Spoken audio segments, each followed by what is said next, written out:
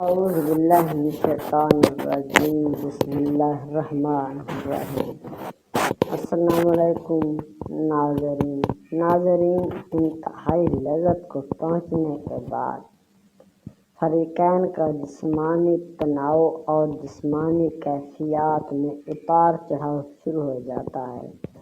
دونوں ایک سکون کی کیفیت محسوس کرتے ہیں اور میٹھی نیند میں غرق ہو جاتے ہیں۔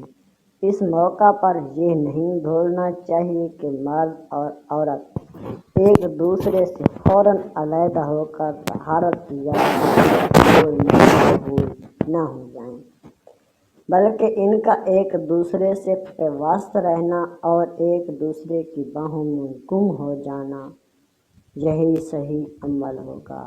یہ تیاری اور مجامعت واقعی دو شخصیتوں کو ایک دوسرے میں پیوست کر دیتی ہے، یکجان دو قالب، مگر اس نصب العین کا حصول اسی وقت ممکن ہے جب ہم وظیفہ جنس کو پاک اور انسان کے اعلیٰ ترین اقدار کے حصول کا ذریعہ سمجھیں، اس کی عظمت اور افادیت کا اعتراف کریں اور اس کو زیادہ سے زیادہ لذت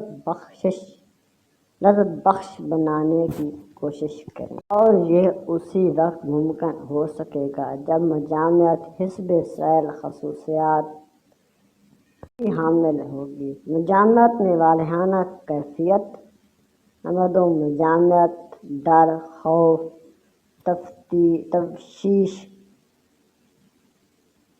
مجامعت ڈر، خوف، تشویش اور تکلیف سے پاک ہو۔ فریقین ایک دوسرے کے لیے مقناطیس بنے رہیں، ایسے نصب العین کا حصول ناممکن نہیں۔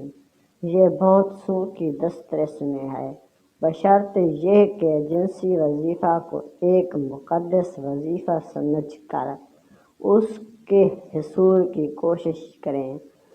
یہ عام غلط فہمی ہے کہ عام مجامعت اور منی کے خراج سے کمزوری لاحق ہوتی ہے۔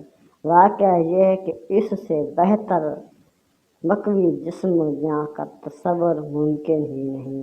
اللہ تعالی ہم سب کو دین و دنیا کی سمجھ عطا فرمائے، آمین ثم آمین۔